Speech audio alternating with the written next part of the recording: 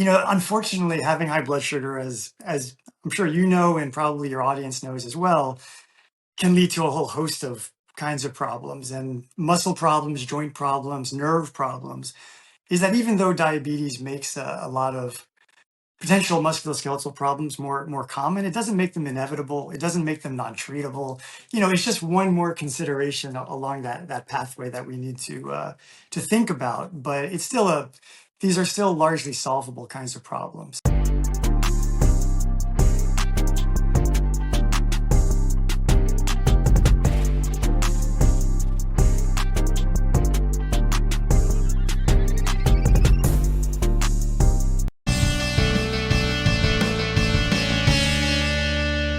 So why is that? I mean, that piques my curiosity massively because to me, as you said, right, there's the disruption of life which causes, mental fatigue or stress hormones to kick in, cortisol levels going up, you're not sleeping properly, your heart rate variability is off, right? And the glucose spikes, I get that.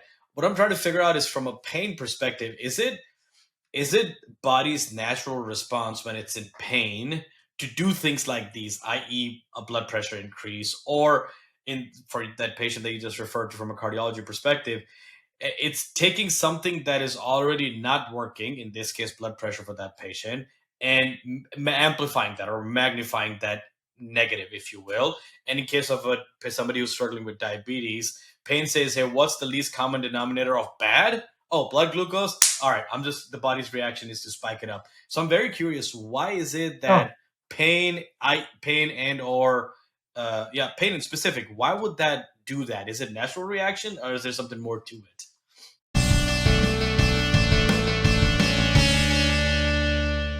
that's a great question. I mean, I think I'm not 100%. I don't think anybody really is completely, but I would imagine you're going to be more in your sympathetic nervous system, right? So everything is going to be Mm, more activated, and I think that it's not. I wouldn't say that if you have, for example, diabetes, then the glucose is the thing that spikes because that's your weak point per se. I think it's more that everything's a little bit heightened. erect, but you notice the glucose the most, and that's the one that maybe gets Because most you're affected tracking it the because that's most, the I one suppose. Yeah. exactly, and you're tracking it, and also you're the least able to regulate it even when you're doing well. Yeah.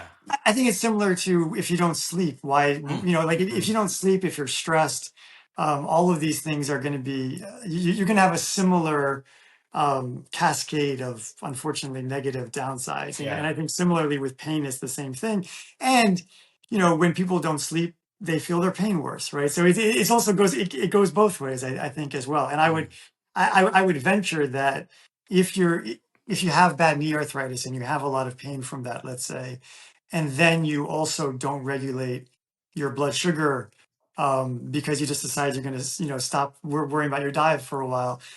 I would imagine that that also exacerbates your knee to an extent as yeah. well, and sort of round and round it goes, which is why I think that we as the medical community need to continue to try and do a better job of treating people more holistically, You're and right. recognize that even if I'm treating your hip, I also need to be thinking about what else is going on in your body, from stress to diabetes to autoimmune conditions and all of that. I mean, a lot of times getting all of those other things better won't make the hip or the knee or whatever necessarily go away, but it'll certainly help, and it'll certainly get in the way if we're not also addressing those things. So Mm. it all kind of goes together in that sense, I would say. Yeah, it's what's interesting is in our research, and obviously, we as a company obviously focus on the holistic side regardless.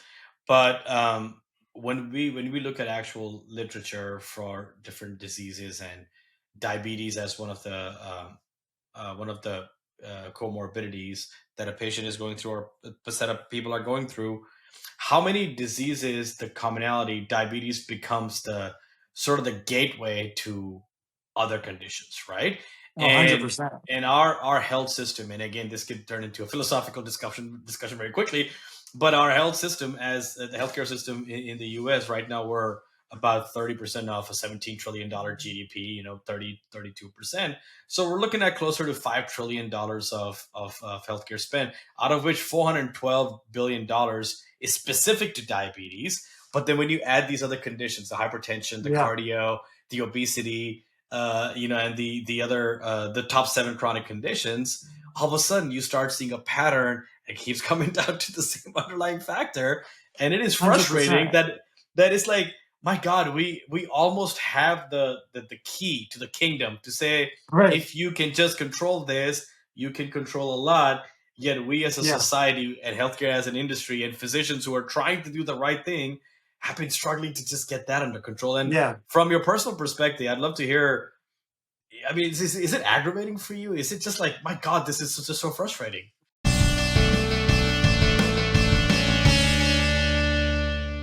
Well, and I would add to that those are the patients that are diagnosed with diabetes. But Fair as we enough. talked about before, um, you know, everybody would benefit from having better control over their glucose and understanding what makes the spikes, because those AGEs that we mentioned before, Mm-hmm. the Mm, advanced glycation end products, they happen in everybody, right? mm, They happen more in diabetics because it's really when the glucose is spiking, and when it's raised for a long period of time, you're going to have the worst effect of that. But if you're someone that's spiking, periodically throughout the day, that's also not going to be good for you, right? So if we could, so yes, you're going to see a greater expenditure of healthcare, greater comorbidities when the diabetes is poorly controlled.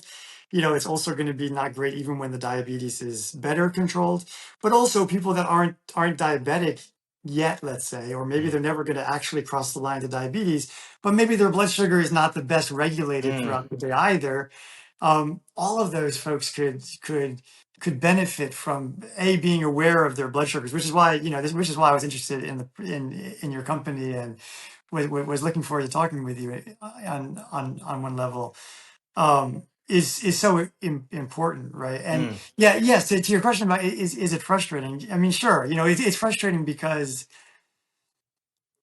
on the one hand, we know so much of how so Yeah. much of this could be prevented with diet and exercise, better nutrition, some supplements maybe. But on the other hand, I also try to be careful not to be too fascistic about, blaming patients per se, because I see a lot with patients who, they're just not ready to make those kinds of lifestyle changes, and then they feel guilty about complaining. I mean, who else you can, it's like the reason you come to see me is to complain, right? So it's okay. It's okay to complain, but they feel guilty, or like I'll give you a quick story. One of the first patients that I saw when we opened our practice an old mentor of mine who was Mm, a physician, who I didn't know before, but when he came to see me, I found out he had back pain for many, many years. He had surgeries, and anyway, long story short, I gave him an injection.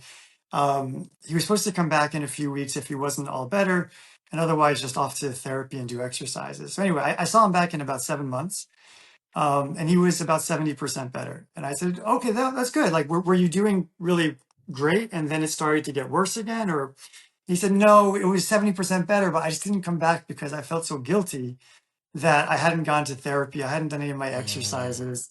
Um, and so I just didn't really want to bother you with it. But, I figured I should really come back. And I was like, that's really stupid. That's Yeah. like, that's like if someone went to see you, as a primary care doctor, and you refused to give him Lipitor because the guy wouldn't stop eating French fries. It's like, you have to meet people where they Yeah. are, Yeah. right? Yeah. And I think what we could be doing a better job on is trying to educate people, and maybe not even educate, that's overused. Maybe trying to inspire people Mm, more to mm. to make better choices. I mean, look, I wish I was a huge Michael Jordan fan in the 90s, and I can see how people could be easily influenced as I was with commercials with people like Michael Jordan. And in retrospect, could we try to inspire our athletes to not be advertising McDonald's and Coca-Cola, but instead maybe healthier choices, those kinds of things, and to kind of instill better habits from a younger age, I think, would be amazingly good for individuals and communities. But Yeah. good luck with No, well said. that. Well said. It's so important, and that's something that we take so much pride in.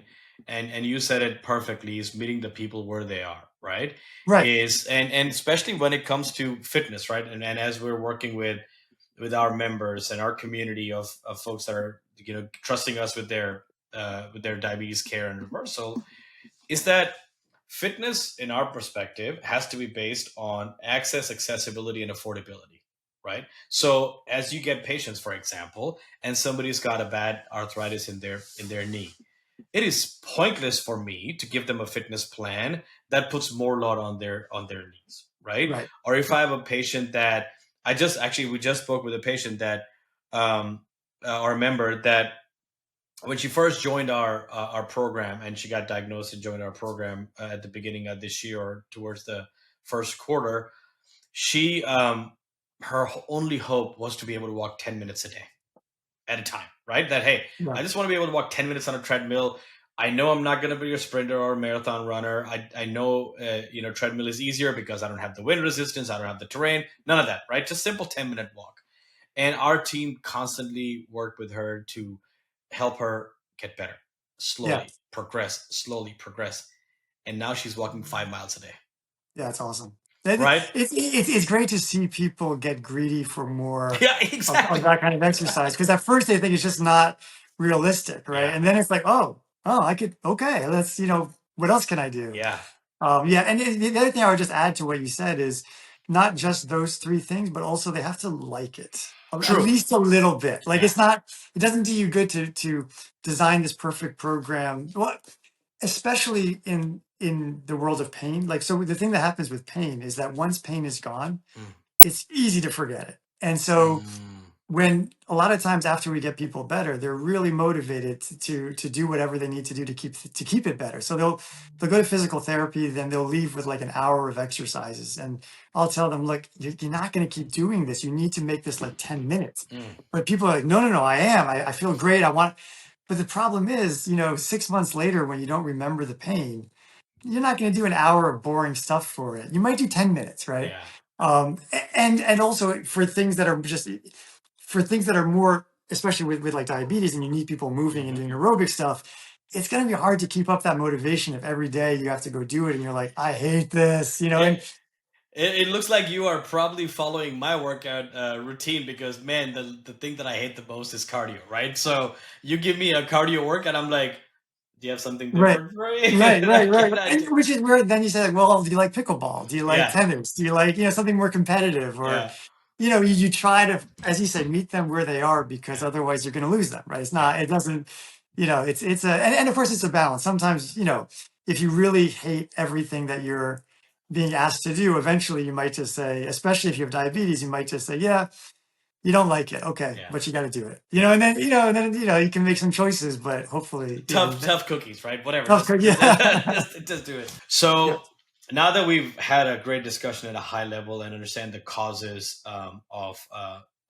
some of these issues, underlying cause and effect, if you will, let's dive deeper into the specifics from a body part perspective, right? Obviously, if you break it down to, let's say, spine, back, and joints, for example, or muscles, in that case, let's start with the center of everything, spine, right? I mean, everything revolves around that one specific body part.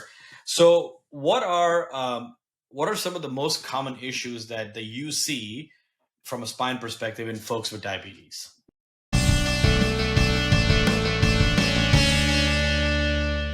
Well, with diabetes, so I guess I would put that into two different things. So, because the real answer is that people with diabetes have basically the same epidemiology as everybody else, Mm. with the more common things like back pain. Because for example, back pain is just so common, right? That Uh-huh. diabetics might be more prone to it, but they're gonna, when they get back pain, it's going to tend to fall into the same baskets as everyone else, which is, for chronic lower back pain, it's going to be discogenic is the most common, and then facets, and then sacroiliac joints. But basically, you're going to have the same kinds of problems. Where it will start to be different is more with nerves, and specifically with things like peripheral neuropathies, right? Where um, so not really spine, not really joint, or but I think that's where you really get a separation. In diabetics, you will see this, this jump, because they have Mm. this particular risk factor, which is that